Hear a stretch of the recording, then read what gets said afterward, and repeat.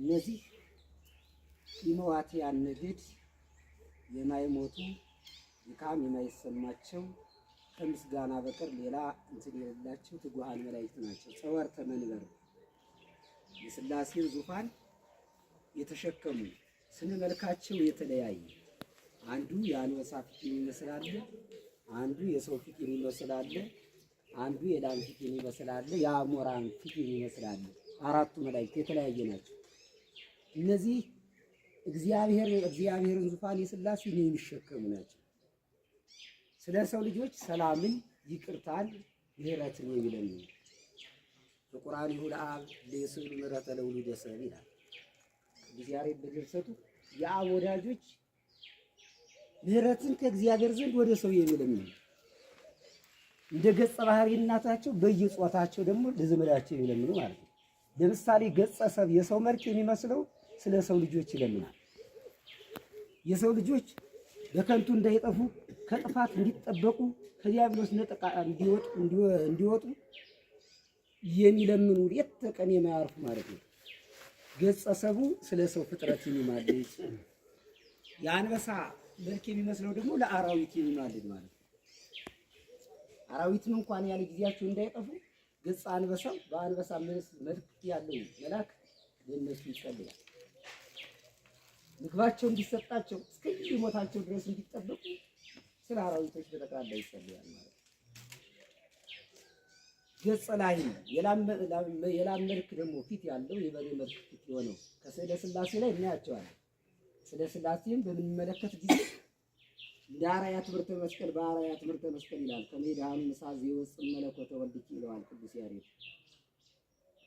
መለኮታዊ ከሆነው ልጅ እሳትነት ከሚወጣው ይድንዘር ፊታቸውን በክንፋቸው ይሸፍናሉ።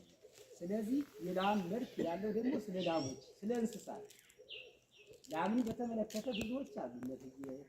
እነ ዶሮ፣ እነ በግ እነዚህ የሚበሉት እንስሳት በበረሃ ውስጥ ያሉት ሁሉ ስለ እንስሳት ገጸ ላህምነት ያለው ስለነሱ ይጸልያል። ገጸ ንስር ማለት አሞራ ማለት የአሞራ መልክ ያለው ደግሞ ስለ ወፎች ስለ አዕዋፋት ይለኛል። የማይሰለችው ነው። አኮቴቶሙ እረፍቶሙ ወእረፍቶሙ አኮቴቶሙ ይላል። ምስጋናቸው እረፍታቸው ነው። እረፍታቸው ምስጋናቸው ብቻ። ቅዱስ ቅዱስ ቅዱስ እግዚአብሔር እያሉ ቅዱስ ቅዱስ ቅዱስ ብለው ሶስትነቱን እግዚአብሔር ብለው አንድነቱን የሚያመሰግኑ ናቸው። አርባዕቱ እንስሳ የጥቅል ስማቸው ኪሩቤል ይባላል። ኪሩቤልና ካህናተ ሰማይ የተያያዙ ነው ስራቸው። ካህናተ ሰማይ እኛ መንበረ ዙፋኑን የተሸከሙ መላእክት ናቸው። ካህናተ ሰማይ ደግሞ እንደነሱ ሱራፌል ይባላሉ። በዙሪያው ደግሞ እንደሱ ምስጋና ማይጠንታቸውን በመያዝ ስለ ሥላሴ ላይ እንመልከት።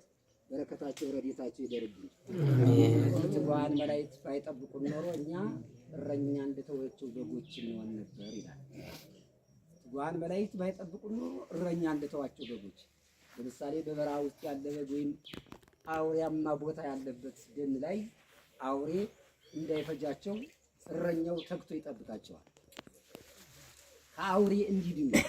ስለዚህ ደግሞ የእግዚአብሔር መላእክት በሚያደርጉት ልመና ስለኛ በሚያቀርቡት ጸሎት ስርየት ነው ተጣብቀን የምንኖር እንጂ እንደኛ ኃጢአተኛ አንድ ቀን መዋል አይቻልም።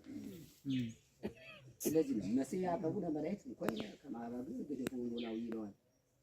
እረኛ ስትሏቸው እንደ በጎች በወነ ነበር መላእክት ባልጠብቁ ኖሮ ስለ ኃጢአታችን የሚማልዱ ነው። መላእክት ምህረት ለዲሉ አለሳይ ለይቅርታ የተዘጋጁ ምህረት ለሰው ልጆች የሚለምኑ የሰው ልጅ ከተፈጠረ ጀምሮ እስከ ለተሞቱ ድረስ የሚጠብቁት መላእክትም አሉ። ለሰው ልጅ ብቻ ማለት ለእንስሳ ለያራዊቱ ለፍጥረታት ሁሉ ሁለት መላእክት አቃቢያን አሉ። አንዱ የግራ አንዱ የቀኝ። ስራችንን የሚጽፉት እነሱ ናቸው። መልካም የምንሰራውን መልካም ይጽፋል፣ በቀኝ ያለ ይጽፋል። ክፉ የምንሰራውን በግራ ያለ ይጻፋል። እስከ ሞት ድረስ ነው የሚነበብ ይሄ።